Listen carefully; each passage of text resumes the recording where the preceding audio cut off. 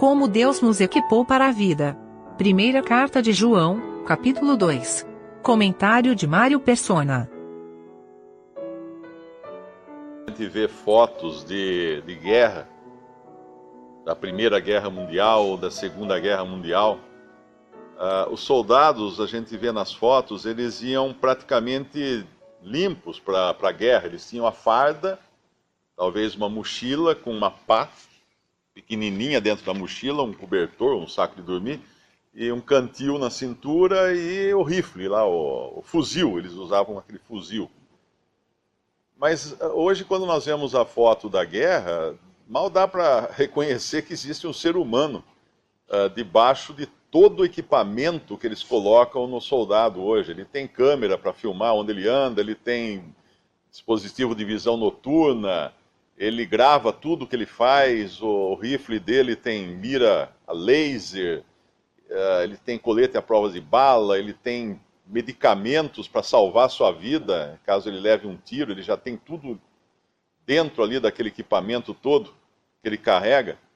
Ele está cada vez mais equipado para sobreviver, para conseguir sobreviver na guerra. Quando nós fomos salvos por Cristo, Deus nos deu tudo que diz respeito à vida e piedade, e Deus nos deu também uma vida, que não é uma vida natural. Nós não temos mais, quer dizer, temos aquela vida natural, né? Mas nós temos uma vida que veio de Deus, veio do alto. Uma vida dada por Deus, uma vida que hoje nós temos em Cristo, porque nós estamos em Cristo, escondidos nele, por assim dizer. É dele que nós temos todas essas coisas. Toda a capacidade dessa vida que nós temos vem dele. E João, ele vai falar na sua epístola dessa vida. E essa vida ele vai falar desde o princípio quando o Senhor Jesus começou a ensinar as coisas aqui, e depois a sua obra, depois a doutrina que os apóstolos nos trouxeram. E ele vai falar aqui no versículo 20, depois de falar dos anticristos que surgiriam, ele vai falar: e vós tendes a unção do santo, e sabeis tudo. Lá em 1 Coríntios capítulo 2, fala que nós temos a mente de Cristo também, e nós discernimos tudo. O homem espiritual discerne tudo e de ninguém é discernido. Por quê? Porque um incrédulo, ele jamais consegue imaginar ou desvendar o mistério de um crente. Por que um crente age como ele age? Por que ele faz o que ele faz? Por que ele fala o que ele fala? O incrédulo não consegue entender enquanto ele não se converter. Mas o crente, ele discerne tudo. Nós podemos abrir lá em 1 Coríntios, capítulo 2. Primeira epístola de Paulo aos Coríntios, capítulo 2. Versículo 9. Ele diz assim: mas como está escrito, as coisas que o olho não viu e o ouvido não ouviu e não subiram ao coração do homem são as que Deus preparou para os que o amam. Que Deus preparou para os que o amam. E aí ele vai falar que Deus revelou isso aos apóstolos através do Espírito, e aí ele fala da inspiração literal, palavra por palavra, das Escrituras. E mais à frente ele vai dizer que o homem natural, no versículo 14, não compreende as coisas do Espírito de Deus porque lhe parecem loucura e não pode entendê-las porque elas se discernem espiritualmente. Mas o que é espiritual discerne bem tudo, e ele de ninguém é discernido. Porque quem conheceu a mente do Senhor para que possa instruí-lo? Mas nós temos a mente de Cristo. Ele fala aqui de três coisas. Uma, ele fala do homem natural, que não pode compreender as coisas do Espírito de Deus. Ele fala do homem espiritual. E no capítulo 3, ele vai falar do homem carnal, que é um crente, mas que anda na carne. Então nós temos três situações. Um homem que não tem o Espírito, não entende absolutamente nada das coisas de Deus. Um homem que tem o Espírito e anda em comunhão com Deus, entende as coisas de Deus, discerne bem todas as coisas, porque ele tem uma nova vida agora também em si.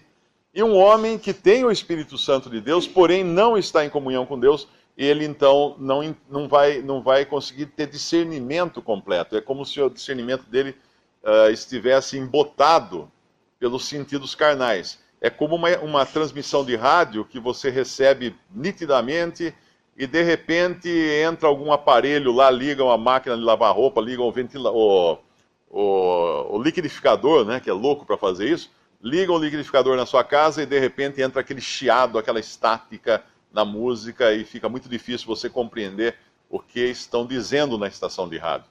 Porque entra um ruído, que não é o ruído natural daquela estação e nem do aparelho de rádio, é um ruído externo. E assim é o ruído que a nossa carne produz na nossa vida e nos faz perder comunhão com Deus. Mas aqui no nosso capítulo de 1 João, capítulo 2, ele vai falar que nós já temos a unção do Santo. E por isso sabeis tudo. O que significa esse sabeis tudo? Tem a ver com os versículos anteriores que ele falou do anticristo. O anticristo, ele sempre vai negar para os judeus, ele vai negar que Jesus é o Messias.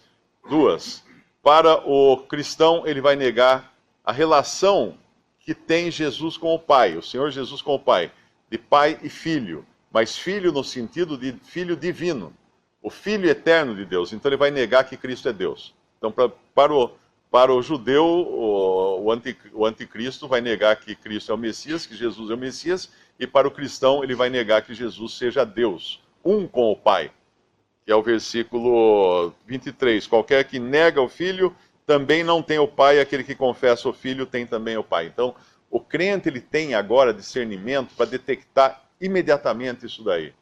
O que essa pessoa está falando de Cristo? Ele é Deus? Ah, não, é que ele... Ah, então, esquece. Não tenho nada a ver com isso. E foge logo. E agora ele vai continuar falando dessa vida que nós temos, que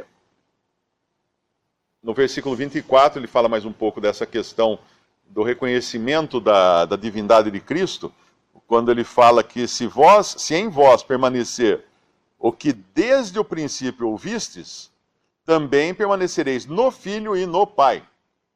Igualmente no Filho e no Pai, por causa da natureza divina que tem o Filho. E essa é a promessa que ele nos fez, a vida eterna. E aí ele vai falar por que está escrevendo isso, por causa daqueles que queriam enganá-los, né? E mais à frente, no versículo 27, tendes a unção, mas como a sua unção vos ensina todas as coisas e é verdadeira, e não é mentira, como ela vos ensinou, assim nele permaneceis. Então ele termina aqui essa sessão, vamos dizer, da sua carta, deixando muito claro que o crente ele está completamente equipado como um soldado das guerras modernas para detectar o inimigo, para enxergar o inimigo, para escutar o inimigo, para ter o inimigo no seu radar e para sobreviver aos combates que o inimigo vai fazer aqui na sua vida aqui. E aí ele termina no versículo 28, e agora, filhinhos, permanecei nele, para que quando ele se manifestar, tenhamos confiança e não sejamos confundidos por ele na sua vinda. E é maravilhoso nós vermos que sempre que o apóstolo fala dessa vida nova, é sempre importante nós entendermos que essa vida nova nós temos em Cristo. Portanto, não existe uma expectativa melhor e nem mais importante para o cristão do que a vinda do Senhor. E por isso ele encaixa aqui a vinda do Senhor. Esperar Ele. Quando Ele se manifestar, tenhamos confiança. Porque essa é a esperança do crente, essa é a certeza do crente. Nós vivemos aqui esperando o quê? Que vai mudar o governo, que vai melhorar a política, que o mundo vai ter paz e amor, vai ser todo mundo feliz. Não, nós esperamos o Senhor vir nos buscar. Enquanto estamos aqui, andarmos na novidade de vida que Ele nos deu. E aí ele vai no versículo 29, ele vai abrir praticamente o que vem no capítulo 3. Se sabeis que ele é justo, sabeis que todo aquele que pratica a justiça é nascido dele. E ele vai dar mais detalhes agora desse novo nascimento que nós temos, dessa nova natureza, que inclusive não peca. Existem algumas traduções que lá em 1 João capítulo 5, versículo 18, algumas traduções falam assim, aquele que é nascido de Deus não vive pecando, ou não vive em pecado. Não é correta a tradução, eu creio que a tradução correta é essa que está na versão Almeida Corrigida, Revista e Corrigida, que diz: aquele que é nascido de Deus não peca, porque é impossível pecar. A nova natureza que nós temos de Deus é impossível que ela peque. Nós pecamos quando a velha natureza em nós, que deveria estar sendo considerada morta, coloca suas asinhas de fora. E nós permitimos isso.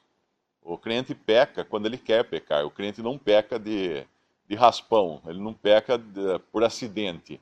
O cristão, ele peca quando ele quer pecar. Ele abre a guarda e ele peca. Porque a vida que nós temos tudo que concerne a vida e a piedade. E lá uma outra passagem em Coríntios também fala que nós nunca somos tentados acima daquilo que nós poderíamos suportar.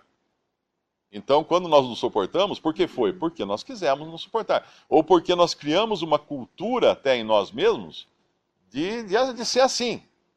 Tipo, por exemplo, esse é o meu gênio. Né? Não, eu sou assim, eu estouro mesmo, eu falo o que vem na cabeça. É isso aí o que é? É a carne. Eu falo o que vem na cabeça. Não posso falar o que vem na cabeça. Eu agora tenho uma vida nova. Eu devo andar como ele andou, eu devo falar como ele falou, então não posso falar o que vem na cabeça, né, simplesmente. E não posso usar isso como desculpa para que o meu velho homem se manifeste. Se sabeis que ele é justo, sabeis que todo aquele que pratica a justiça é nascido dele.